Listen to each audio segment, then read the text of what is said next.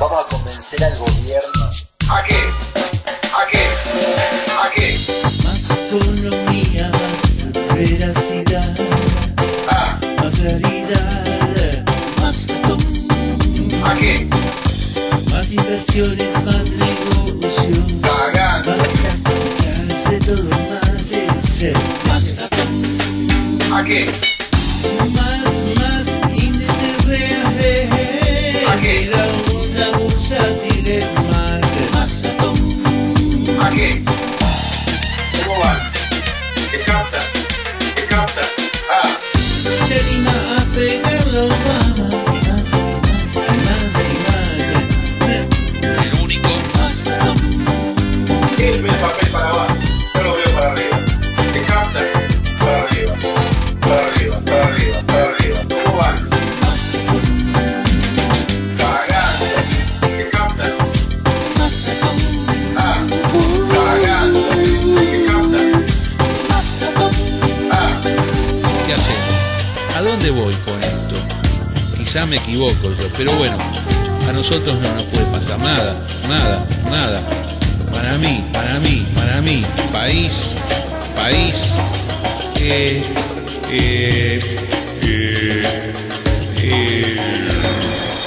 Buenos días amigos, aquí Carlos Maslatón, con ustedes hasta las 8 de la mañana, aquí en la frecuencia de los 92.1 megaciclos de FM Identidad. Muchas novedades del ámbito político, se aprobó el presupuesto nacional fue finalmente aprobado en el día de ayer en la Cámara de Diputados, el presupuesto trucho, el presupuesto que tiene bases de formulación totalmente irreales, pero además tiene números que son totalmente irreales porque no se corresponden con lo que efectivamente se va a gastar el año próximo a nivel nacional, porque la verdad es que los números que pasaron son los números que van a corresponder finales a este año, no tienen establecido todo el crecimiento inflacionario superior al 50% que ya estamos viviendo, no tiene ningún plan de austeridad, por el contrario tiene enormes ampliaciones en el gasto público contra lo que uno podría suponer que se debería hacer desde el punto de vista de la política económica y fiscal en momentos como estos. Les cuento, estimados oyentes, que apenas me fui ayer de la emisora, a eso de las 9 de la mañana llegó un telegrama aquí a la sede, el director de la emisora, el teléfono, está fechado en el partido de Merlo, quien me lo intendente de Merlo, con Libertador 391, Merlo, provincia de Buenos Aires, dice lo siguiente: íntimo plazo de 48 se retracta expresiones calumniosas e injuriosas hacia mi persona proferidas por usted en programa radial Política Real, emitido el 1 de octubre del 2010 en Radio FM Identidad 92.1 megaciclos, bajo apercibimiento. Yo no sé qué idea de aconsejar esto a OTC que se dirija a mí de esta manera, o a lo mejor fue el mismo. Yo creo que es porque visitaron la emisora referentes políticos de la oposición, ahí del concejal Gustavo Menéndez. La verdad que el 1 de octubre no hay nada injurioso ni calumnioso, ni siquiera hablamos de Merlo. De todas maneras, miren, acá hay distintas formas en que uno se puede tomar esto. Se lo puede tomar como un hombre de derecho, que yo soy obviamente un hombre de derecho, se lo puede tomar inclusive como un profesional de la radiodifusión, o se lo puede tomar con criterio político. Yo la verdad que me lo voy a tomar hoy como con criterio político. Creo que esto es un error del intendente. Está equivocado. Primero, que no hay nada de lo cual yo me vaya a retractar, ni de él ni de nadie. Yo nunca le tuve miedo en mi vida a la ultraizquierda, imagínense, mucho menos le voy a tener miedo a la ultraderecha, que esto es la ultraderecha. Lamentablemente, este comportamiento político de la ultraderecha de la provincia de Buenos Aires, yo lamento mucho, porque ya le digo a Raúl Otacé, esto es una gran equivocación. Miren, este programa está abierto a que opine cualquiera, puede opinar cualquiera que quiera hablar, o sea, yo nunca censuré a nadie, todo lo contrario, gestiono permanentemente entrevistas con referentes de todo el oficialismo nacional, de todo el oficialismo de la ciudad de Buenos Aires, que normalmente no hablan, es muy difícil conseguir entrevistas con ellos. Yo no lo hago con un criterio de darle manija a nadie, ni de hundir a nadie. Todos saben perfectamente la forma que yo entrevisto. Son entrevistas libres, limpias, sin chicanas, no hay emboscadas, no hay engaños, no hay frases rimbombantes. No tengo nada que ver, pero nada que tener que ver con el estilo periodístico de un Lanata, de un Majul, de un Montenegro. Pertenezco a las viejas escuelas de periodismo del mundo, donde al político se lo invita, se lo trata bien y se lo escucha, se esté de acuerdo o no. Cuando se lo entrevista, se lo entrevista. Y la idea es que diga lo que quiera, y después transmitir fidedignamente lo que dice, no andar truchándole todo, no haciendo estas composiciones que hacen también en los canales de televisión, estilo que empezó CQC hace unos años, y después copiaron todo lo demás, que me parece totalmente trucho. Esta no es la forma de hacer periodismo. Si acá hay personas que vienen y manifiestan contra Raúl Otacé, lo que puede hacer Raúl Otacé directamente es expresarse en este programa. Está abierto, está invitado, está cordialmente invitado al programa. Puede venir aquí al piso, le dedico una hora entera, es un intendente importante de la ciudad, del Gran Buenos Aires, y si no quiere venir acá lo puede hacer por teléfono. Así que esto, de mi parte, operativo político no es. Siempre voy a sacar al aire a todos aquellos que quieran hablar, que tengan alguna significación, por supuesto. Un intendente tiene significación, un concejal opositor a ese intendente tiene su significación. Esto hay que aceptarlo. Interés mío en perjudicarlo, en beneficiarlo, no es parte. No es más. Lo que sí hay interés en promover el debate político. Otacé es una persona conflictiva. Miren, a mí una vez que yo publiqué este telegrama, que bueno, me llegó por diferentes lados, cuando leyeron que yo había sido intimado por Raúl Otacé, inmediatamente lo que ocurrió es que distintos amigos, sea en la página pública mía de Facebook, o sea mediante mensajes privados, me dijeron, tené cuidado. Bueno, es más, no puedo adherirles. O sea, porque la libertad es lo más importante en mi vida. La libertad es el primer valor. No son ni los intereses políticos, ni el poder, ni los negocios. Es poder hablar.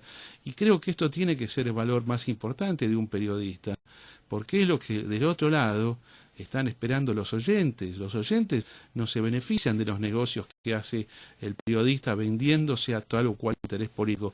No se benefician de las posibles valijas que cobre un periodista o de la pauta publicidad. Se benefician si un periodista en un programa político dice la verdad. Primero, que le da aire a todos, y después dice también lo que piensa. Así que yo, desde este punto de vista, el miedo y las amenazas no van a funcionar. Yo no digo que me haya amenazado Otacé en lo más mínimo, estoy diciendo que hay gente que me dice que tenga cuidado. Bueno, yo no voy a tener cuidado, todo lo contrario. Hoy le voy a contestar, no puedo mandar un telegrama porque es un texto más largo que el que él me mandó, pero mi respuesta, le voy a decir unas cuantas cosas, mañana la voy a leer, pero es una carta de documento donde lo voy a invitar al programa. Y cerremos con esto. Y además, otra cosa, Otacé y especialmente Massa también, no hagan estas cosas. Esto es una desprolijidad muy grande. Yo no me enojo con esto, pero si ustedes lo hacen con otro periodista, otro referente de la sociedad, gente que se asuste en serio, gente que tenga miedo, gente que se enoje, gente que sea más intolerante, no es bueno políticamente para el Frente Renovador actuar de esta manera. El Frente Renovador, que integra Otacé, antes estaba con el kirchnerismo, después se pasó con Massa. Yo no tengo nada contra ustedes, no tengo nada contra el Frente Renovador, y ustedes se dan cuenta, por la forma en que yo hablo, casi prácticamente, que si me ponen a votar hoy, lamentablemente como mal menor, los voto ustedes, es decir, los prefiero antes que el resto de las opciones. No es lo que más me gusta, es que no hay nada que me gusta, pero yo creo que Massa hoy es una posibilidad que si hoy me obligaran a votar, no es una definición, todavía no estoy definido, pues estoy viendo cuál va a ser mi interés electoral el año próximo. Ya sé que mucha gente se enoja acá, yo creo que 45-50% de los oyentes son macristas, pero bueno, yo les pido respeto. El macrismo a mí no me gusta, yo voto más que nada partidos políticos con forma y estilo de partidos políticos. Me parece que el Frente Renovador es algo bueno, pero esta locura de mandarme a mí un telegrama no sirve. ¿Se dan cuenta cómo se desacreditan con esto? Yo se lo digo como sugerencia política, sin tener ningún interés, ni sentirme agraviado. No hagan estas cosas, no las hagan estas cosas con periodistas, porque no saben cómo pueden reaccionar la gente. Algún tipo se vuelve loco. Imagínense, le mandan un telegrama así a estos sensacionalistas que hay en la televisión. El desastre que pueden hacer. Así que yo les pido, no que yo me rectifique de nada de lo que dije, lo que les pido que se rectifiquen del telegrama. Lo rompemos, no pasa nada, no quiero ninguna guerra con ustedes. No porque me moleste, simplemente me parece una pérdida de tiempo y una cosa que no tiene el más mínimo sentido. Pero sí lo quiero invitar a Raúl Otacea aquí al programa, que explique todo lo que él quiera. Ya sabe, cero chicana. No es que acá le voy a andar sacando negocios y diciendo que es un ladrón. Yo no hago esas cosas. Quiero que explique su política, quiero que explique su permanencia y quiero que responda. Si quiere él, si quiere nadie lo va a obligar a las imputaciones que le ha hecho el concejal Gustavo Menéndez. Esto es un problema de gusto. Esta es la solución que yo doy a este problema político. Esto en los tribunales no existe. Señores, esto es política. En política uno dice lo que quiere. Imagínense en el periodismo político. Todavía tiene un privilegio especial el periodista, pues si no, ¿cómo cumple con su función? Es lo mismo que un legislador, que un diputado, que un senador, que un concejal. ¿Cómo cumple su función si va a ser investigado o va a ser llevado a juicio? Esta es la primer intimación que yo recibo en 2 años de FM Identidad, emisora que yo les recuerdo a todos, jamás me dijo absolutamente nada sobre lo que tenía que hablar, que podía hablar, que no podía hablar, me dio libertad total. Es más, ni siquiera me dijo un día el director Sorsi, los dueños de la emisora, nunca me dijeron, mira, vos tenés que adecuarte a esta pauta, estos son los anunciantes, esto podés hablar, esto no podés hablar, nada, ni siquiera me dijeron tener libertad, se da por sobreentendido. O sea, esto es una empresa periodística en serio. Yo lo quiero reconocer y les quiero decir también a Raúl Otacé lo mismo. Respete esto, está invitado, ¿ok? Cerremos el tema acá. Amigos, son las 6:47. Vamos a tener más tarde un enlace, un reporte periodístico político desde la provincia de Salta y vamos a hablar también con el consejero de la magistratura, Fargosi, sobre el tema del Código Civil. El gobierno kirchnerista, en esta etapa de su gobierno final, está faltando 1 año para que termine el mandato, la tercera era, el tercer gobierno kirchnerista del año 2003, falta 1 año, apenas 1 año y 2 meses para que entregue el poder o lo mantenga, quién sabe tiene la habilidad para ganar las elecciones y a esto yo me quería referir, porque si uno analiza la forma que está trabajando el gobierno kirchnerista, no está trabajando, ya lo dije la vez pasada, como un gobierno en retirada. Al revés, está trabajando como un gobierno bien asentado en el poder, como si estuviera en los inicios o en la mitad de su mandato, con mucha fuerza por delante, tiene mucha decisión, tiene mucha convicción, están seguros de lo que hacen, tienen un plan político y lo llevan adelante.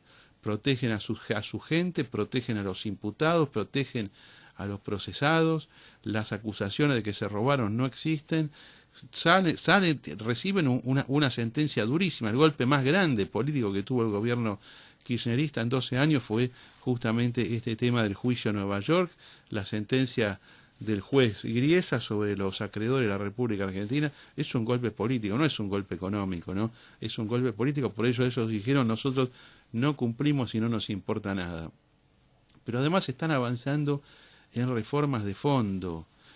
La ley de medios, este es otro tema más, la ley de medios. ¿Se acuerdan que estaba arreglado el tema con Clarín? Después que salió el fallo de la Corte hace más de 1 año, diciendo, bueno, está bien, se va a tener que adecuar a la ley, le damos tiempo a Clarín. Bueno, Clarín hizo su propuesta de división del grupo y ahora Sabatella, que conduce ese organismo nazi-fascista llamado AFSCA, que es el anterior Confer, que en una época daba frecuencia, pero después se convirtió en un organismo absolutamente nacional socialista para control de los medios y de la libertad de prensa en el país y para condicionar los contenidos y para tener el periodismo de 18ª categoría que tenemos en este momento, despolitizando la sociedad y politizándola solamente en el sentido que quiere el gobierno. En los medios, el sistema de medios de prensa que hay en la República Argentina es un sistema de medios totalitarios, al servicio de la causa totalitaria, del que gobierna el país, en este caso el gobierno kirchnerista, con algunos pequeños bastiones de libertad que han quedado, como es FM Identidad y algunos otros medios totalmente independientes, pero todo lo que pertenece a red, cadena, mega medio, todo eso es oficialismo puro, aunque a veces lo disimulen con algunas pequeñas disidencias. Bueno, no le gustó a Sabatella el plan de adecuación de Clarín, o sea que ahora interviene en el grupo y lo van dividiendo de oficio. Le voy a decir lo que yo pienso de esto. Estaba arreglado con Clarín, habían decidido que no es enemigo, pero el gobierno todos los días tiene que inventar algo para mantener esta sensación. Estamos en combate, vamos para adelante. Y se la agarran con cualquier cosa que les parezca fácil. Se la agarran, en este caso, le van a levantar de vuelta el tema Clarín, porque esto es lo que hacen. Cuando les va mal la cosa, y ahora le están yendo no mal económicamente, pésimo económicamente, tienen que inventar algo para mantener a la opinión pública con la idea de que estamos atacados y nos estamos defendiendo. El Código Civil es otra desgracia, el presupuesto es otra desgracia, la ley de abastecimiento, ahora la reforma del Código Procesal Penal de la Nación, toda es una cantidad de elementos de reforma que son propios de un gobierno que tiene la sensación de que se va a quedar. Y esta actitud que ellos transmiten puede ser leída de dos maneras. Una, que se están protegiendo de las futuras persecuciones que van a sufrir desde el punto de vista criminal inevitablemente. Y otra, que realmente piensan quedarse, que están convencidos que se van a quedar vía Scioli, vía meterle a Scioli un vicegobernador de la Cámpora, o simplemente inventando a último momento una candidatura, entre otras la de la propia Cristina Kirchner, porque han leído por ahí que dicen que Cristina Kirchner se tiene que presentar a lo que sea, tiene que ir a algún cargo, alguna boleta, diputado del Mercosur, necesitan algo para que arrastre al resto de la lista. Y esto ya me está sonando a chavismo. El chavismo venezolano, en varios momentos de los 15 años que lleva ininterrumpidamente en el gobierno, perdió elecciones o estuvo a punto de perder elecciones, inclusive las perdió de manera real, perdió en las urnas, dieron vuelta a las urnas, cambiaron los resultados y se quedaron. Yo cada vez que hablo de fraude electoral, especialmente en la comunidad política, a mí no me lo toman. Me dicen que no, que es imposible, que no existe, que ya está terminado. Y acá están todos festejando. Scioli está festejando, Massa está festejando, Macri está festejando, todos se sienten presidente o creen que tienen gran chance de ser presidente. Pero nadie evalúa que el régimen kirchnerista pueda continuar en su estado más puro o a través de la variante Scioli, que es una variante menos grave que el kirchnerismo, o uno supone que es una variante menos grave que el kirchnerismo, es decir, porque pertenece a otra organización y de hecho le desconfían a Scioli.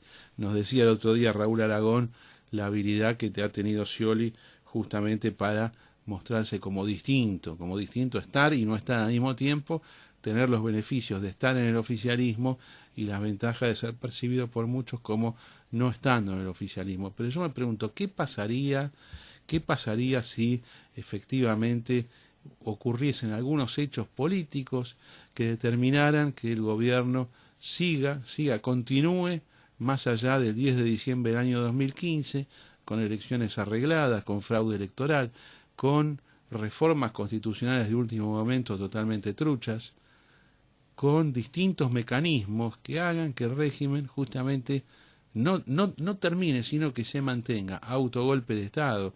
Y esto lo digo porque nuevamente la actitud que manifiestan los personeros del gobierno, la determinación parlamentaria que tienen, es como si estuviésemos a final del año 2011, cuando ellos declararon vamos por todo, y ahí comenzaron una seguidilla de equivocaciones que lo único que hicieron fue perjudicarlos a ellos mismos. Es una locura lo que hicieron de ese momento.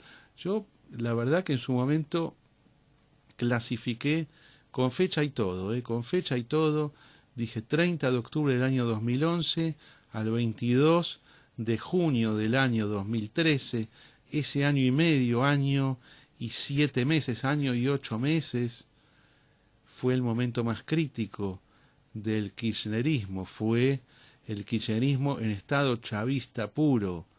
Después bueno, se moderó un poco, no es que se moderó, las presiones de la sociedad y la ruptura de masa hicieron que se modere el gobierno, lo obligaron a ceder un poco, pero a mí me parece que ahora están volviendo a la mentalidad que tuvieron a final del año 2011, principio del año 2012, cuando fueron con la ley de prensa, con la confiscación de YPF, cuando metieron el llamado cepo cambiario, que es la inconvertibilidad de la moneda argentina, de los depósitos argentinos por otra moneda, están con esa actitud. Así que alerta general, muchísimo cuidado, que nadie crea que esto está terminado.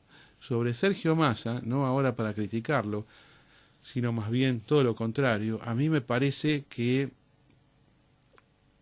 él al haber sido un kirchnerista, porque hay mucha gente que no le gusta que haya sido kirchnerista, bueno, esto es así, esto está perfecto, las críticas que se hagan a él del 2003 hasta el 2008, perfecto, yo las comparto, fue jefe de gabinete, de mitad del 2008 a mitad del 2009, antes estuvo en ANSES, no armó él la confiscación de los fondos de pensión, esto es un error, meterlo con esto lo armó Vudú, pero bueno, tiene esa mancha en su vida Sergio Massa. Ahora, muchas veces sucede, y yo les quiero recordar en este que es un programa que pretende ser serio de política y de historia, que muchas veces los cambios en las sociedades no se dan cuando viene alguien contrario al régimen y se instala y barre con el régimen, se da cuando el régimen se divide. Massa es una división del kirchnerismo. ¿Qué pasó, por ejemplo, cuando Urquiza derrocó a Rosas? Urquiza era un rosista, tan rosista era, que se acuerdan que todos los años Rosas mandaba su renuncia a los gobernadores de las provincias y todos le decían que no le aceptamos la renuncia. Bueno, ese año Urquiza le dijo, acepto la renuncia, váyase, brigadier general don Juan Manuel de Rosas, no lo queremos más acá. Y después, bueno, vino la avanzada sobre Buenos Aires y la batalla de Caseros. Y después vino, bueno, la democracia, o por lo menos los principios de la democracia argentina con Urquiza, que lo siguió a Rosas justamente. Pero es así, muchas veces los cambios vienen por fraccionamientos del régimen. Cuando cae el comunismo en la Unión Soviética, ¿quién toma el poder en la Unión Soviética postcomunista? Bueno, justamente tipos que antes habían sido del Partido Comunista. O Gorbachev, ¿qué era Gorbachev? Gorbachev era comunista, los que siguieron después de Gorbachev también eran todos comunistas. Vladimir Putin era un comunista. Bueno, ahora, hoy en día Rusia se parece mucho más a la Unión Soviética que hace 10, 12 o 15 años. Pero esto hay que tomarlo como algo normal. Ahora, claro, hay que estar en el aquí y ahora. Muchas veces el que está en esa posición, como Sergio Massa, que fue construyendo su figura, su imagen, el tipo dice, bueno, yo en un momento voy a dar cambio. Esto es todo un plan que él tenía, claramente es un plan. Por eso que no se quedó como jefe de gabinete más allá del año 2009. No le pidieron la renuncia. Él dijo, yo voy un año, después me vuelvo al Tigre porque me encantan los asuntos municipales, ¿no? Esto es la farsa que él dijo en su momento, pero es como él armó su justificación interna. Es un gran político Massa. Tiene aciertos y tiene desaciertos. Tiene equipos que en algunos casos son buenos y en otros casos son malos. Pero, ¿se acuerdan cuando hace un año, cuando fueron no las PASO, sino las elecciones? Mariano Causino, otro gran analista que nosotros consultamos aquí, que dice, la política es pollo o pasta. Y yo digo, ¿pero qué es pollo o pasta? Sí, es cuando vas en el avión, cualquiera que haya viajado en avión, va la azafata o el comisario de a bordo, que a veces lo usan para servir comida cuando hay exceso de trabajo, y va con el carro y dice, bueno, ¿qué hay para comer? Bueno, tiene dos posibilidades, o tiene pollo o tiene pasta, chicken or pasta, y eso es lo que hay en el avión. No hay ni carne con papa frita, ni milanesa a la napolitana, ni revuelto gramajo, no hay esas cosas, hay lo que hay, y la política también es así. A mí me encantaría que hubiese un partido liberal conservador, como el Partido Republicano de los Estados Unidos, como el conservadorismo inglés, como la democracia cristiana alemana. Me encantaría que haya un modelo así en Argentina. Lamentablemente no lo hay. ¿no? Hay distintas formas de peronismo y distintas formas de socialismo. Esas distintas formas de peronismo a veces pueden generar algo parecido a un partido conservador con alguna política liberal, a veces, en un grado. Lo otro no existe. López Murphy no se va a presentar, amaga siempre con hacer algo, pero no hace nada. El PRO no es un partido liberal, es un partido de la no ideología. Desde su punto de vista tratan de hacer las cosas lo mejor posible, pero no es el ideal. No es el ideal, además no sabemos si va a llegar o no va a llegar. Señores, esto es todo por el momento. En un rato volvemos con temas de Salta y después con el Código Civil, que a mí de todo lo que ha hecho este gobierno es lo que más me preocupa. Le digo sinceramente, el Código Civil va al fondo, va a talar las bases de lo último que queda de sistema de derecho privado en la República Argentina. Ya volvemos. Maslatón, en los últimos meses se nota que muchos tienen la tentación de refugiarse en ilusiones de que este gobierno se termine y la cosa va a mejorar. Y bueno, sí, de ilusión también se vive, pero en política real, ¿quién va a ganar? ¿Uno de los tres mosqueteros? Y mientras en el Congreso de la Nación una y otra vez sacan chorizos de leyes fascistas trascendentales con mayoría propia.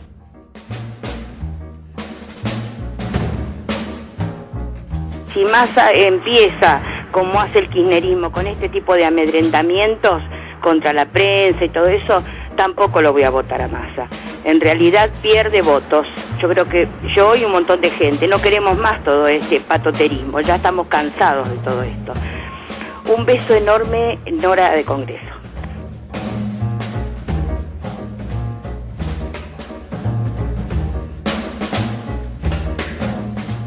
Bueno, amigos, antes de pasar a darle la palabra a nuestro entrevistado que está en la provincia de Salta, quiero leer un posteo de un amigo de Facebook que también es oyente de esta emisora, que se llama Walter Jerusalinsky, a propósito de del avance del gobierno sobre Clarín, esta especie de confiscación que van a hacer dividiendo al multimedio.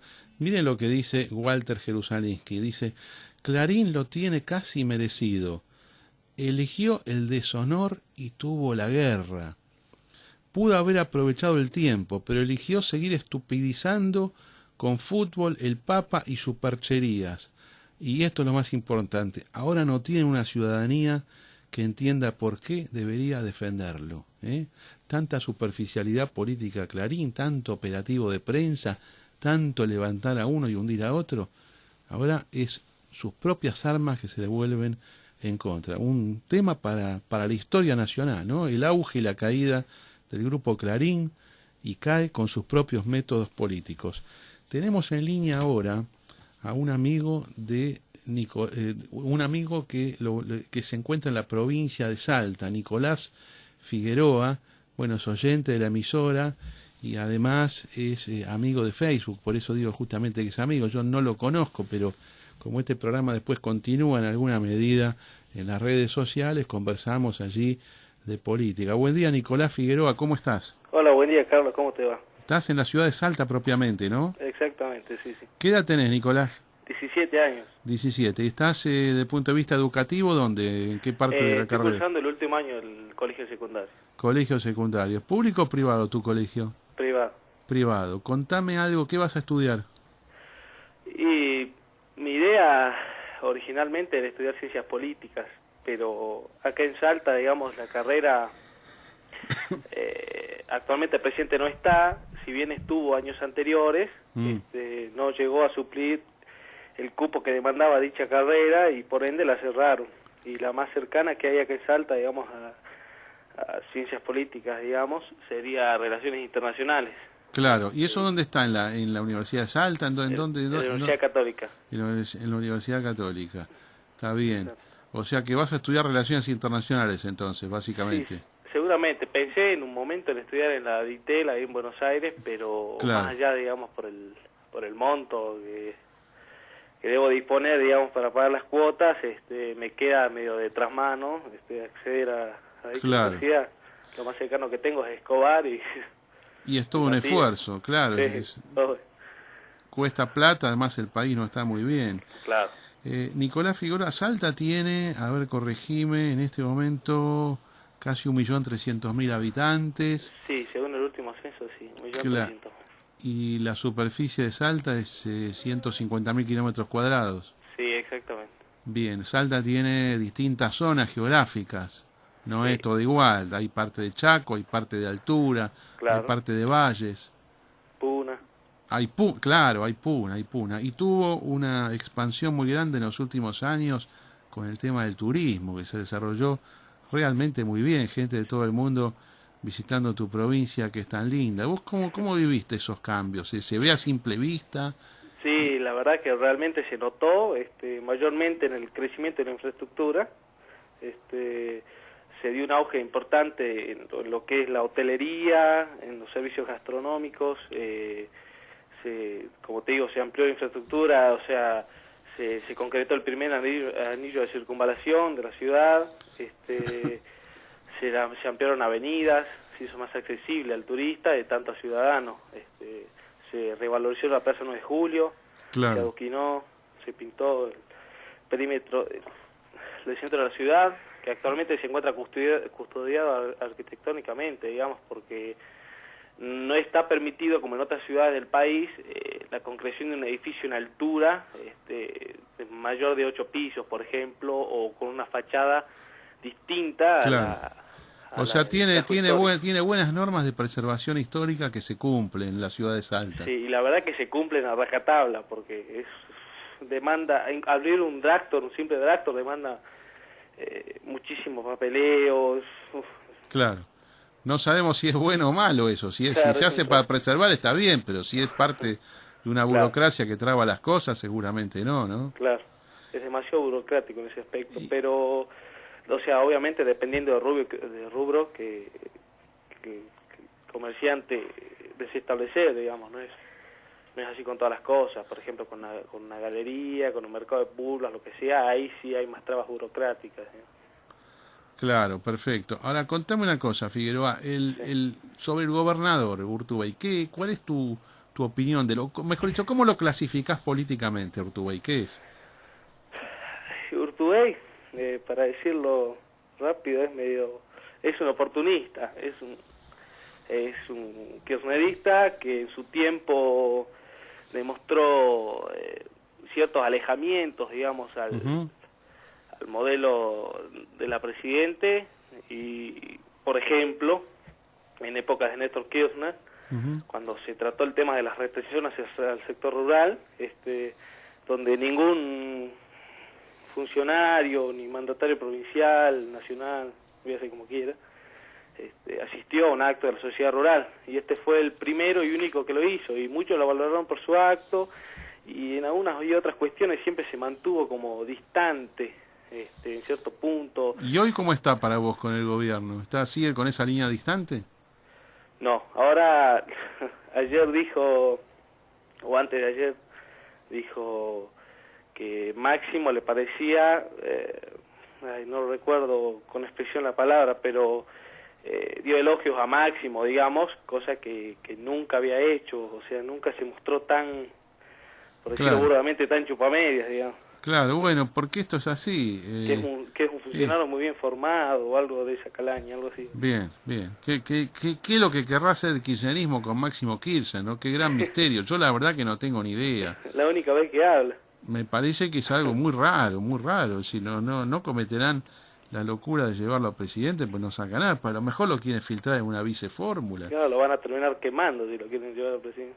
No, pero a lo mejor lo quieren meter, no sé, Scioli, Máximo Kirchner, una fórmula, por ejemplo, ¿no? Para que la cámpora tenga su vigencia importante y cuide los negocios y cuide las personas con el próximo gobierno. Acá en Salta, si mal no recuerdo, ya que tocaste el tema de la cámpora, pidieron, por ejemplo, estaba viendo el otro día, pidieron fondos desde el colmo, pidieron fondos del municipio, digamos, para que, como ellos ya saben, digamos, que el kirchnerismo está en decadencia, como para persistir durante los años que el kirchnerismo quizá no esté. Claro. Nicolás, y contame una cosa, la Intendencia de Salta, contame cómo se divide políticamente ahí. Y en realidad acá en Salta predomina el justicialismo. el intendente de Salta es peronista, ya es, si no me equivoco, la segunda gestión que tiene el intendente, y dentro de todo la sabe llevar bien, está haciendo buen papel, Claro. mantuvo, con él se concretó esto, lo que te digo, de la reestructuración del centro, se ampliaron peatonales. ¿Juega bien con el puso gobernador, el los intendente? arquitectónicos. ¿El intendente ¿Cómo? juega bien con el gobernador? Y sí, todo el tiempo lo está acompañando, Bien. es claramente, digamos, está dispuesto a ser gobernador. Bueno, ¿y qué más hay en Salta? ¿Qué queda del Partido Renovador? Uy, el Partido Renovador es un rejunte de todos, están radicales, peronistas, conservadores, ahí tengo otras de todo. Y el renovador acá en Salta, no, la verdad que no tiene el mismo éxito que tuvo antes, digamos, una sola vez, si no me equivoco, tuvo un gobernador acá en la provincia. Nunca 22%, nunca pasó de esas cifras, Está digamos. bien. Bueno, pero hasta hace poco tuvo un senador nacional. Sí, no, bueno, pero digamos, no es tan relevante como Claro. otros partidos, digamos. No Y el afecta Partido tanto. Obrero, contame el Partido Obrero, que ha crecido mucho ahí. ¿Qué es lo que pasa con el Partido Obrero? El de El Altamira. Partido Obrero se gesta acá en Salta, el impresionante elección que sacaron ellos es porque la gente ya está cansada de ver las mismas caras. ¿Pero qué sacaron? y- Como 22, 23%, ¿no? Sí, no, sacaron una cifra sumamente considerable, es impresionante, ni ellos mismos lo podían creer. Nunca en toda esa historia llegaron a tener un concejal y pasar a tener diputados. Claro.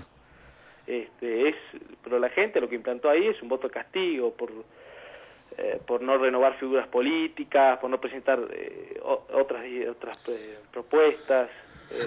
Sí, no es que sean trotskistas, ¿no? Simplemente, claro, es un voto protesta contra el establishment. No, claro. Es más, la sociedad salteña, digamos, tiene como... acá en Salta hay de todo, como en todo el país, digamos. Acá tengo otras muchas variedades de artistas, músicos folclóricos, pero mayormente la ciudad de Salta, el ciudadano salteño es muy tradicionalista, todavía conserva ciertos valores que quizás en otros lados no se ve, digamos, por eso...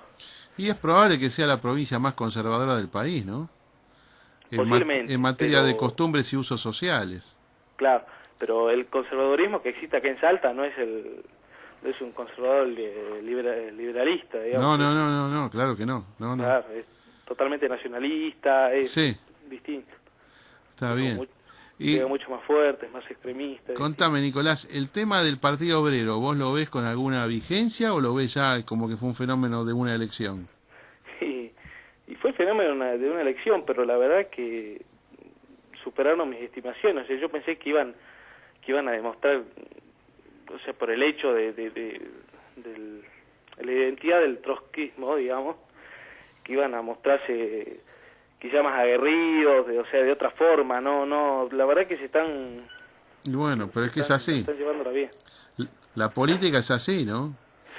La gente que tiene de las ideas más extremas en campaña electoral trata de moderarse. Sí, pero digamos más allá, por ejemplo, presentaron, claro, su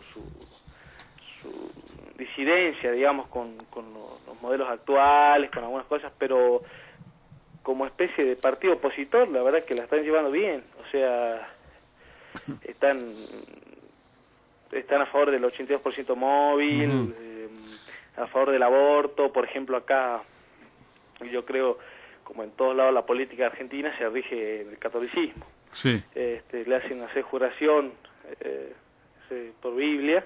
Ellos desistieron y la dejaron efectuarla sin juramento bíblico, digamos. Eso a nivel de los cargos provinciales, uno tiene que hacer el juramento sobre la Biblia. Claro. Bueno, pero siempre hubieron personas en la política argentina que no creían en Dios, así que no juraban Por sobre la Biblia. supuesto. Eso para mí Claro. tendría que quedar en la persona, pero eso Claro. es otra cuestión. Nicolás, ¿y qué es lo que tiene actualmente ahí, por ejemplo, Massa? ¿Tiene algo Massa? Massa, el radicalismo, Mira, el radicalismo acá en Salta no existe.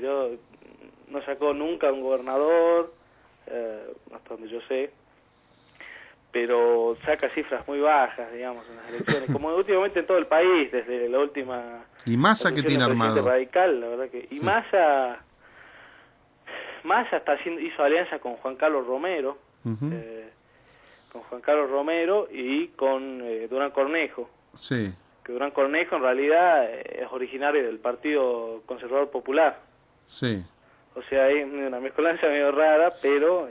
¿Y Romero cómo es? ¿Tiene algo ahora o no es un décimo, una cargo fracción público. de lo que era antes? ¿Cómo? ¿Tiene algo Romero en Salta ahora? ¿Cuán importante es Romero ahora en Salta? Algo en que sí, o sea, maneja en la cadena de medios, por ejemplo, el diario El Tribuno, El Tribuno. que es el más antiguo de la provincia, que es bastante conocido en el interior del país, tiene Radio Salta y otros medios, digamos, que no son tan de relevancia, pero te nombré, digamos, los más fuertes. Bien. ¿Cuánta importancia tiene para tus compañeros del secundario o lo que vos ves generacionalmente hablando, las personas que vos conozcas, vamos a suponer que es lo normal que te manejes, personas de 15 a 20 años, ¿cuánto Claro. se habla de política en Salta ahí? Y frente a mis compañeros de estudio, la verdad que no le encuentran interés a la política, pero sí, o sea, ellos se rigen más en una opinión política cuando ya toca sus intereses, digamos, cuando, por ejemplo, te estoy dando un ejemplo, yo voy a un colegio privado, con la implementación de las netbooks en las escuelas públicas, Sí. ellos se mostraban como desafectados, decían, ¿cómo puede ser que los públicos tengan, nosotros no? Cuestiones básicas, digamos, algunos sí se entrometen más y son Pero más no, de aire. vos no ves así discusiones como había en otros tiempos de ideologías, que la gente se defina, yo soy liberal, conservador, socialista, comunista, trotskista, nacionalista, ¿no ves eso? No, claro, entonces por eso yo una vez, por ejemplo, estábamos en el colegio en una charla con un profesor de formación ética y ciudadana, Ponce y León, que es un genio, es un capo, profe. Estábamos hablando sobre peronismo y hablamos de la democracia peronista y demás cuestiones. Y en un momento dijo que el marxismo peronista, no sé qué cosa. Y yo me acerqué al profe y le dije, medio raro, profe. Yo dije, el peronismo históricamente se la jugó a dos puntas, me dijo. Claro. Y me dijo, muchacho, dijo así como diciendo, ¿viste? Vengan a agarrar a Nicolás, pero se rió, digamos, le dijo en broma. Entonces de ahí me preguntaron, ¿qué postura política tenés? Y le dije, yo soy de centro derecha, soy un liberal conservador, digamos, y de ahí me agarraron, que fascista, que esto, que lo otro. Pero ¿por qué fascista? La gente no sabe diferenciar lo que es el liberalismo Claro, del son fascismo. totalmente cosas... Es la cosa más extremismo opuesta que estamos puede hablando. haber. Qué locura, ¿no? Sí, la verdad que sí, o sea, yo le dije, ¿qué tiene que ver? Por ejemplo, yo no pertenezco a ciertos aires marxistas, como tengo un compañero que sí, por ejemplo, que se lee en El Capital, todos esos libros de izquierda. Bueno, todos podemos leer un libro Obvio, contrario, por ¿no? supuesto, no, pero digamos, él se connota más, digamos, con la ideología de izquierda. Y yo, por ejemplo, yo escucho otras canciones o de otra época, pasado por Sui Generis, Claro. Irán, ¿Eso escuchás vos? sí, de todo, de Spinetta, los Beatles, Andrés Calamaro, Cuánto Sumo, Internacional, Pink Floyd, y la mayoría de esas tienen premisas de izquierda. Entonces me dice, ¿qué haces vos que sos un fascista escuchando eso? Le dije, una que no soy un fascista, le dije, y otra, que qué tiene que ver Claro. la música que uno escucha con la idiosincrasia de cada quien, digamos, eso es porque vos relacionás muchas veces. Primero que te esta, puede pero gustar no. la música, después puedes tener interés cultural en la música, vamos a suponer que sea de izquierda, Sí. o podés inclusive escucharla para entenderla o para refutarla. Claro. ¿Cómo uno puede defender su ideología si no conoce la contraria? O las Claro. que son distintas. Digo, esto es normal. Pero vos sabés que hay una tendencia para los que somos liberales, es lo más normal del mundo, hablar Obvio. con todo, discutir con todo. Pero ¿por qué los que son extremistas, o del fascismo, del comunismo, les parece espantoso? Claro. ¿Te das Sí. cuenta lo que es? Sí, no, es de los pelos, ¿no? Sí, claramente es así, tal cual. Perfecto.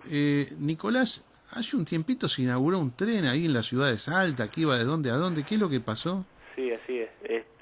Bueno, mirá, en 2005 el intendente Miguel Illa, que es el que mencioné anteriormente, asiste a un congreso, esos que se gestan, digamos, entre los pueblos hermanos, porque Salta es ciudad hermana de Iquique, Chile.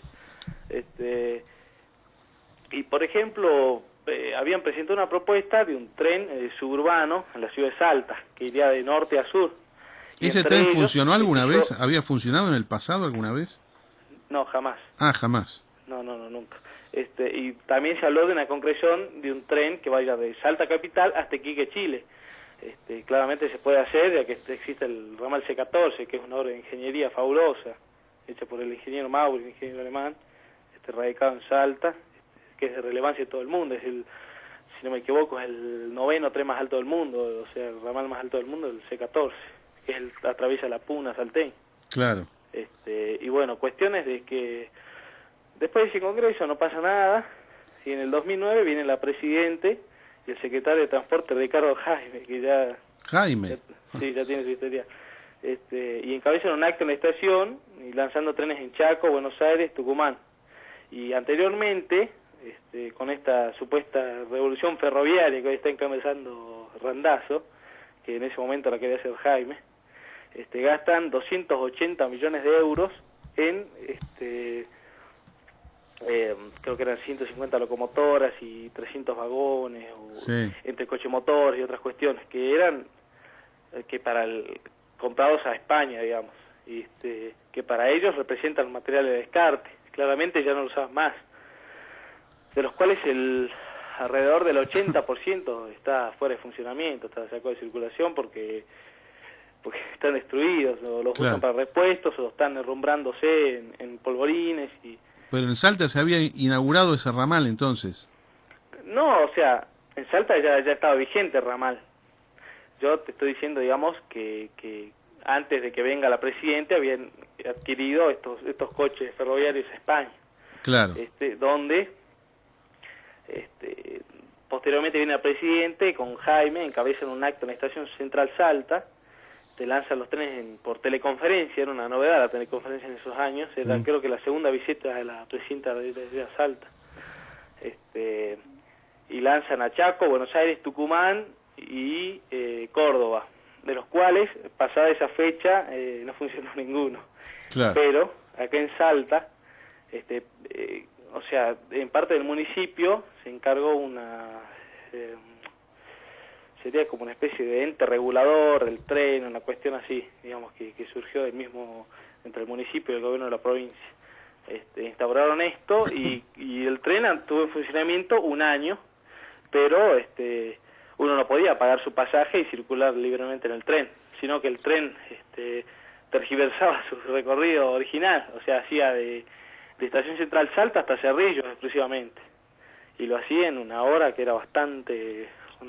¿cuánto era? Eran 55 minutos, una cosa así.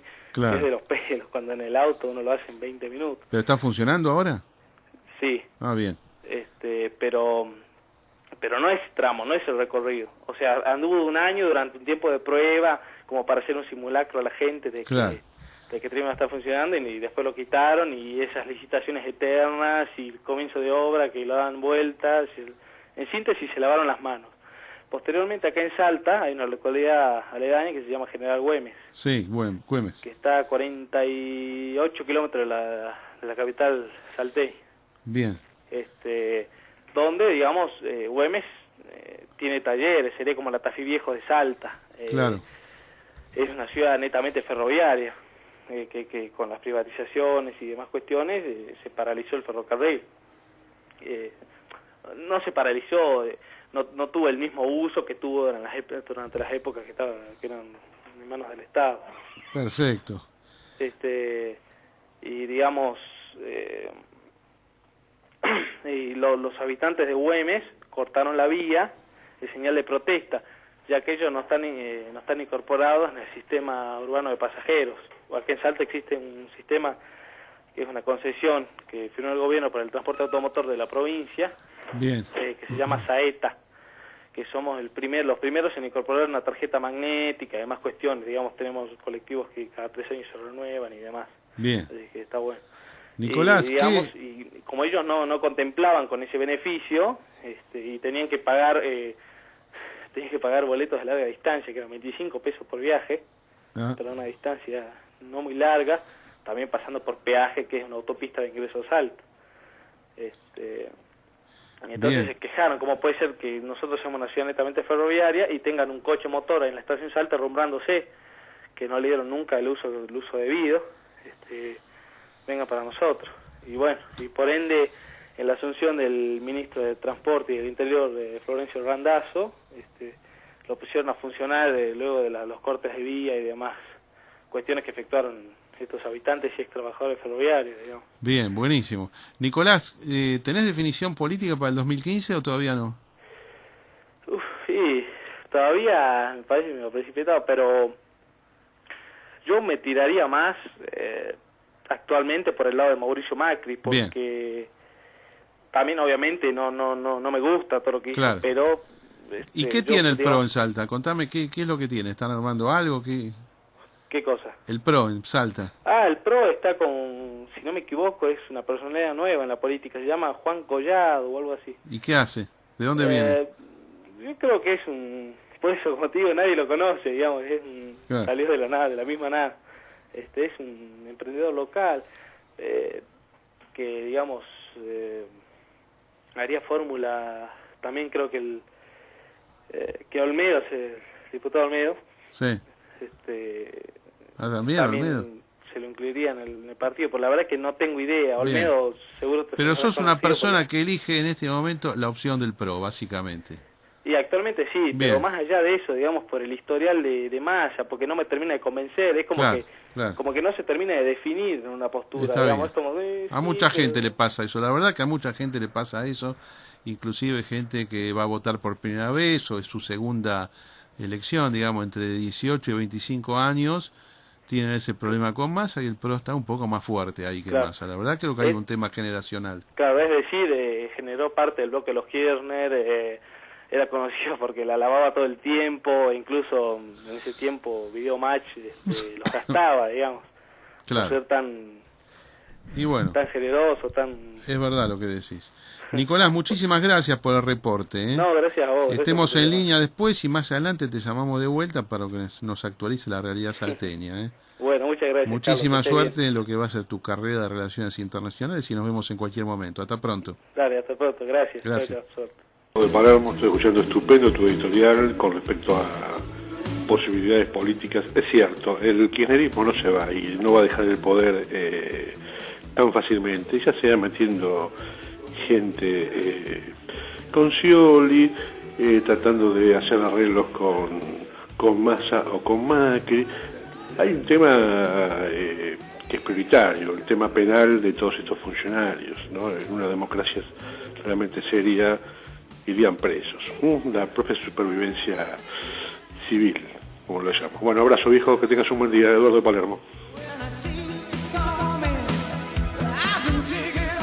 Bueno amigos, gracias por el llamado, Eduardo. Sé que la semana que viene vas a estar aquí presente, no sé si mañana, la semana próxima estás invitado aquí para hablar de política. Es una nueva política justamente que seguimos de conversar con los oyentes, especialmente aquellos que manifiestan tanto interés por la cosa pública. Y hablando de interesados en la cosa pública, tenemos en línea al doctor Alejandro Fargosi, que es consejero de la magistratura, elegido por el periodo 2010-2014 en representación de los abogados de la Capital Federal, un importantísimo escaño que se dedica a controlar al Poder Judicial, pero además Fargosi es una persona que emite opiniones políticas sobre temas legislativos de fondo y ha tenido una postura clarísima, yo diría la más definida de todas, con respecto a la inconveniencia de que entre a regir en enero del año 2016 el nuevo Código Civil aprobado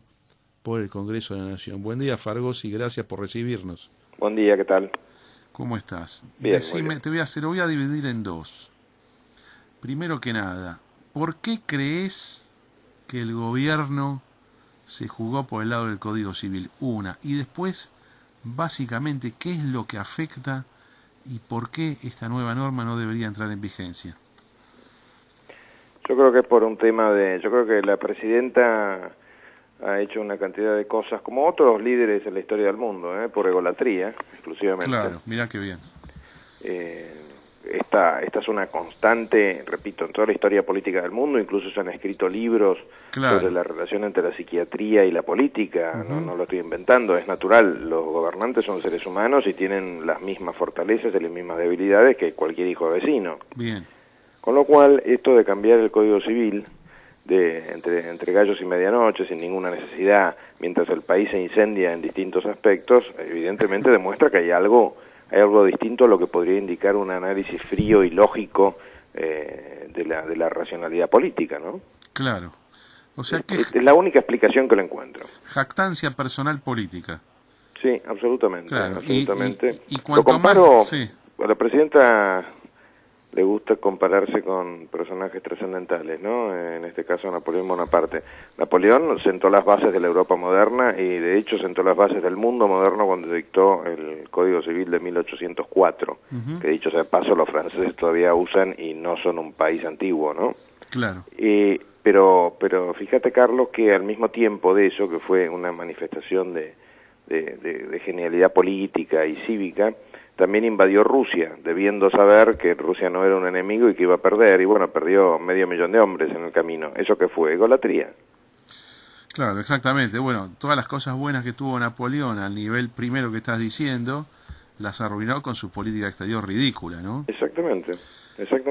Perfecto. Y esto se va repitiendo en otros casos a lo largo y ancho de la historia, y bueno, en nuestra humilde medida, porque admitamos que, salvo cuestiones muy contadas, como pueden ser Belgrano, mal que le pese a la revista Noticias, o San Martín o el Papa, no hemos aportado grandes líderes de la historia del mundo.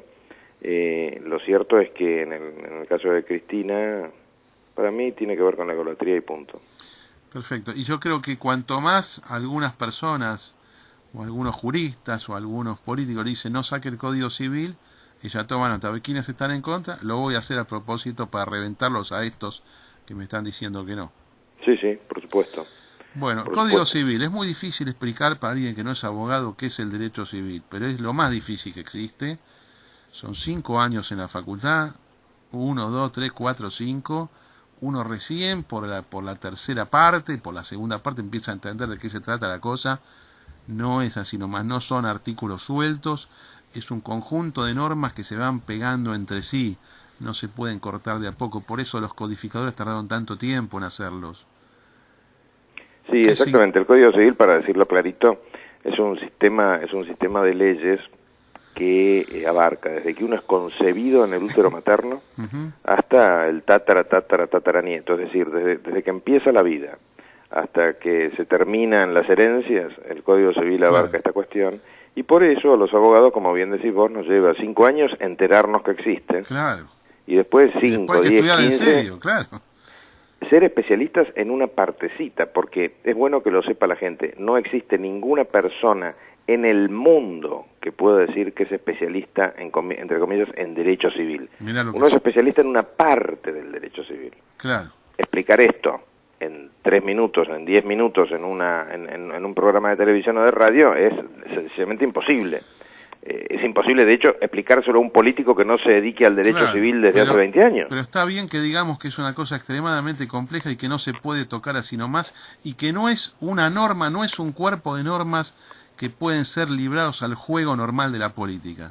Exactamente. Para hacer demagogia. ¿Qué pasa? Nuestra Constitución, la realidad, ¿cuál es? Yo me imagino que cuando se redactó la Constitución eran gente razonablemente cuerda y a nadie se le ocurrió que el Código Civil podía ser materia de una mayoría accidental, como ha ocurrido, que es probablemente el peor de los efectos que tiene este disparate de sancionar un nuevo código. ¿Y por qué? Y fijémonos que en el fondo tuvieron razón los constitucionalistas, porque durante 150 años a nadie se le ocurrió cambiar el código. No se le ocurrió a Maduro cambiar el Código Civil. Claro. O sea, olvidémonos de los ejemplos argentinos. Ni siquiera a Maduro, que habla con un pájaro, se le ocurrió cambiar el Código Civil. Ahora, como vos decís en un comunicado que leí hace pocos días, y que es el motivo por el cual yo pedí que la producción se comunicara con vos, en todo caso, si hay normas, hay pequeñas secciones que merecen una reforma, se pueden tocar esas secciones, pero no hace falta reventar todo el cuerpo de normas. Claro, vale la pena explicarlo con un mínimo detalle, y hay una cantidad de reformas que pueden estar bien y otras estarán bien en el futuro y otras estuvieron bien en el pasado porque la vida evoluciona y y se va mejorando la forma de escribir las leyes. Pero lo que no tiene ningún sentido hacer, y lo pongo en una metáfora muy lineal, si yo quiero refaccionar la cocina, no tiro la casa abajo. Claro. ¿Por qué no tiro la casa abajo? Porque las casas, aunque parezca broma, es idéntico el ejemplo, las casas se asientan con el tiempo. El Código Civil, que tiene 150 años, igual que el comercial, año más, año menos, ha sido interpretado, digamos así, pulido, perfeccionado, por lo que los abogados llamamos doctrina, es decir, los análisis que hacemos los teóricos, yo me dedicaba a eso antes de entrar en el Consejo, y la jurisprudencia, que son los fallos judiciales. Entonces uno ya no discute más sobre qué dice el artículo tal o cual, no se discute más, ya está. Cuando viene un cliente a la oficina o cuando alguien nos pregunta qué ocurre en tal caso, uno sabe, uno está seguro lo que ocurre, porque ya no se discute más. Bueno, gracias a la presidenta Kirchner, a partir del año 2016, nada de esto va a ocurrir y todo va a tener que volver a discutirse, porque como han cambiado todos los artículos del Código, por supuesto no nos trajeron de Marte, son discusiones que vienen en la doctrina, pero como la redacción es importantísima en cualquier análisis jurídico, todo empieza en un manto de inseguridad monumental en el que ni siquiera tenemos a alguien que lo explique, porque la verdad ¿cuál es? La verdad es que no solamente tenemos código nuevo, sino que no tenemos libros y no tenemos profesores, porque es nuevo para todos nosotros. Sí. La gran duda que yo tengo es si doctrinariamente en las facultades o en los fallos, cuando se cite doctrina, se va a seguir haciendo alusión a la norma vieja, por lo menos como fuente del derecho, como sistema de interpretación, ¿no? Bueno, ahí pusiste el dedo precisamente en otra de las grandes llagas de esto. Tras que teníamos un código de 4.100 artículos, simplificando, ahora tenemos otro de 2.700, que la gente no crea que hay ahorro, porque un artículo puede tener 5 renglones o 10. Si tiene 10, va a haber 2 artículos en uno, ¿no? No son iguales todos los artículos, pueden ser cortos, pueden ser medios, pueden ser largos. No compremos el relato del acortamiento, porque ese es otro invento. Pero lo cierto es que todo va a ser más complicado y más lento. Donde un juicio tardaba 3 años va a tardar más tiempo, porque de acá que lo entendamos van a pasar 10, 20, 30, 40 años.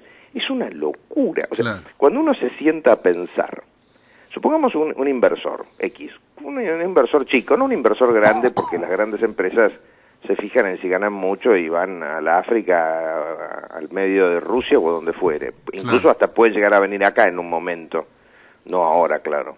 Pero una persona normal dice, si yo tengo un sistema que es inseguro por 25 lugares y encima es inseguro en el régimen del derecho civil y comercial, me voy al Uruguay, a Paraguay, a Bolivia, me voy a cualquier lado menos a la Argentina.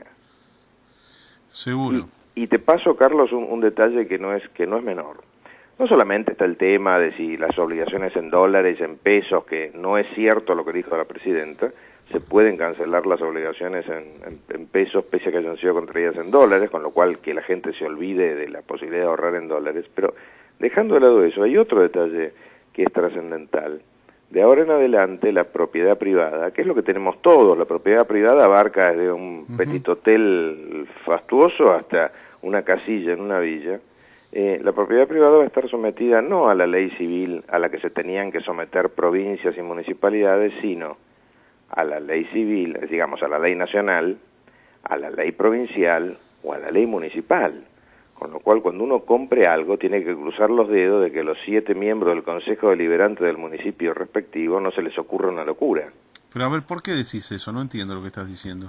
Porque el ejercicio, es medio técnico esto, ¿no? Pero el ejercicio del derecho de propiedad está sometido a que no afecte los intereses de incidencia colectiva que van a terminar siendo determinados, van a ser definidos por las leyes nacionales, como ahora, me parece bien, pero se agregan en paridad de posicionamiento las leyes provinciales y las leyes locales. O sea, hasta hoy nosotros tenemos, por ejemplo, una regulación del derecho real de dominio que es autónomo y se sobrepone a cualquier norma municipal. No puede la norma municipal contradecir esa norma de carácter nacional. Exactamente. Y con la nueva redacción lo que me está diciendo es que la ley nacional remite a competencias locales que pueden afectar los derechos establecidos en el Código Civil y en la Constitución. Exactamente, en una cosa que se llama derechos de incidencia colectiva, que puede tener la mejor de las intenciones, pero como dicen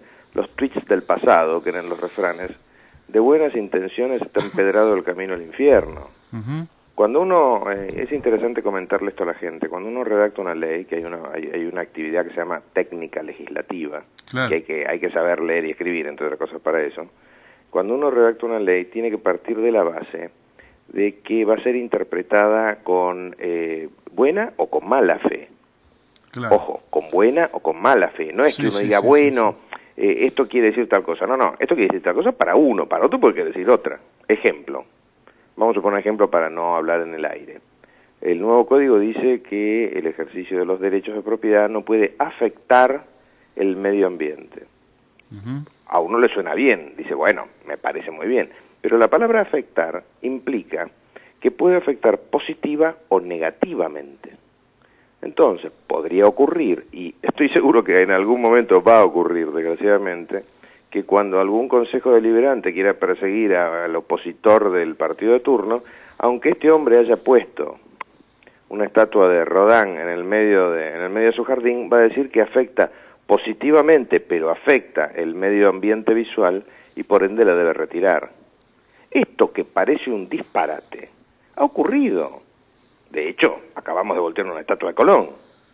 Claro, sí, no. ¿Sabés qué es lo que estoy pensando? Nos quejábamos algunos, no sé si vos, a veces por algunos excesos de la ley 17711, que fue la reforma de 1968, por ciertas limitaciones a la propiedad, pero esto es una escala 100-1 respecto de eso. Totalmente. Es casi la terminación del derecho de propiedad como lo conocimos hasta el momento. Mira, te soy honesto, creo que es la terminación del derecho de propiedad como lo conocimos hasta el momento, porque todo ha ido en esa dirección.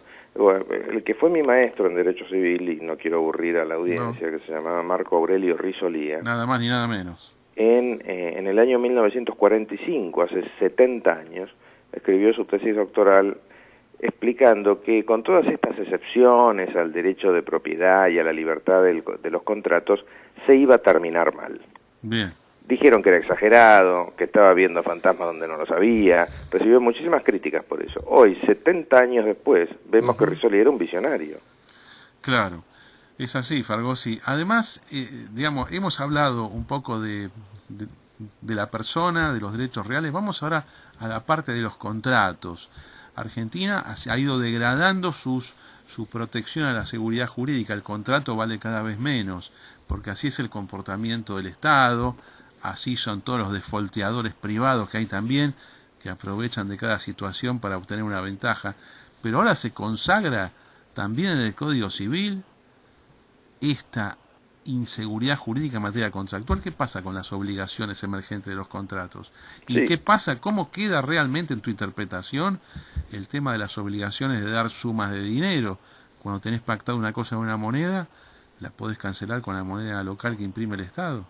Sí, absolutamente, eso es clarísimo, diga lo que diga la presidenta, que evidentemente lo que demostró es que hace muchísimos años que no ejerce la abogacía. Diga lo que diga la presidenta, lo cierto es que una obligación pactada en dólares se puede cumplir en pesos y se va a cumplir al cambio oficial, obviamente, con lo cual hoy en día, a partir del 1 de enero del 2016, si no logramos parar esta monstruosidad, lo que va a ocurrir es que el ciudadano argentino, entre los derechos que perdió, es el de protegerse contra la inflación, porque de eso se trata. Decir, hay un contrato, vamos a suponer el típico, una locación de un inmueble pactado en dólares, $500 por mes. Al fin de mes va a venir el locatario, va a decir, bueno, yo me libero de la deuda pagando 500, en este caso por 8 pesos con 50. Exactamente. Y el acreedor no va a tener acción contra esta persona porque está amparada por el nuevo Código Civil. Exactamente, y vale la pena hacer un poco de historia para que sobre todo los jóvenes sepan cosas que hoy en día parecen increíbles. Durante décadas en la Argentina, las leyes de alquileres, sumadas al que tenían la mejor de las intenciones, que era evitar gente en la calle y todo lo demás, sumadas al efecto inflacionario, causaban, por ejemplo, que un departamento, y no exagero, que un departamento en el barrio más caro de Buenos Aires, por decir algo, en La Recoleta, de 100 metros cuadrados se alquilase por 300 pesos. Esto es así, no lo estoy inventando. Las leyes de emergencia locativas eran, claro. Exactamente. Entonces, todo esto a lo que conduce precisamente es a vivir en un tembladeral, y el ser humano no puede vivir en un tembladeral. Lo voy a poner en términos bien claritos. En la selva, si nosotros en lugar de estar acá estuviésemos en la selva, no sería un tembladeral, porque uno sabe que a la noche los animales de presa salen a cazar, que los mosquitos pican, que llueve y nos mojamos. O sea, uno sabe lo que va a pasar. Conoce las reglas de juego. Conoce las reglas de juego. Bien. En cambio, ahora todo está sometido a lo que se le ocurra a un juez, que puede ser un genio o puede ser Ollarvide, y a una cámara que puede estar integrada por genios o por Ollarvides, y así sucesivamente. O sea, no tenemos la más remota posibilidad de predecir lo que nos va a pasar. Y eso es una barbaridad gratuita. No era necesario. Vos como periodista y como hombre que conoce la calle y cualquiera de los que nos está escuchando, sabe que no había un clamor popular por modificar el código, ni nada por el estilo. Por eso, y si me dejás pasar un aviso, el sábado, cuando volví de la conferencia de jueces, que si querés te cuento un poquito lo que percibí ahí, cuando volví de la conferencia de jueces empecé con esa página que se llama change.org. Change.org, sí. Fuiste vos el que armó la campaña para pedir, vos estás pidiendo la derogación del Código Civil por DNU al gobierno que asuma el 10 de diciembre del año 2015. Exactamente. Para que no entre en vigencia el 1 de enero del año 2016. Exactamente, y explico por qué. El presidente que sea elegido va a tener 20 días antes de que empiece el nuevo régimen del derecho privado en el país. Y no va a tener el Congreso reunido, con lo cual no va a poder presentar un proyecto de ley de suspensión o de derogación. Yo creo que tiene que agarrar el toro por los cuernos y decir, bueno, señores, esto se terminó. Si realmente hay un clamor popular y que hay tiempo, 1 año más, 2 años más, 10 años más. Estamos hablando de algo que va a regir teóricamente otros 150 años. Con lo cual, el apuro egolátrico, si vale el neologismo, no se justifica, ¿no? Bueno, es enorme el daño que esto va a causar si entra en vigencia. Olvídense de las inversiones, de este futuro promisorio de Argentina. Con estas normas no viene nadie acá. Nos van a reventar. Fargosi, naturalmente que apoyo esta causa tuya. Gracias por ocuparte, por cumplir con tu función como consejero de la magistratura, por alertar a todo el mundo sobre esta gravedad que el poder político, lamentablemente, aún la oposición, no lo ha hecho con la contundencia que vos lo estás haciendo. Te agradezco, yo me siento obligado a esto porque es mi país, ¿no? Sí, claro. Pero hay un detalle que quería comentar, y es que entre las características que tiene esto es que ha sido redactado primero por un montón de gente que escribió. Parece que fueron 50, 60, 70 personas que escribieron, lo cual es exactamente lo que no se hace cuando se redacta un texto largo. Ya sabemos lo que implicaría escribir 2 páginas entre 5 personas, imaginemos lo que es escribir miles de páginas entre cientos de personas, ¿no? Pero además, los comandantes, digamos así, de la reforma han sido 2 jueces de la Corte. Y eso genera un efecto que es interesante de escribir para que la gente capte. Y es que la mayoría de los abogados no le gusta que un juez de la Corte eventualmente le tome antipatía, y la mayoría de los jueces no le gusta contradecir a un juez de la Corte porque está arriba de ellos. Conclusión, las críticas son curiosamente tímidas, pero son. Exacto. Cuando uno habla en privado, escucha críticas que después no se repiten en público. Además, ¿cómo va a integrar la comisión redactora o liderazgo 2 integrantes del Poder Judicial? Son cosas que no entiendo.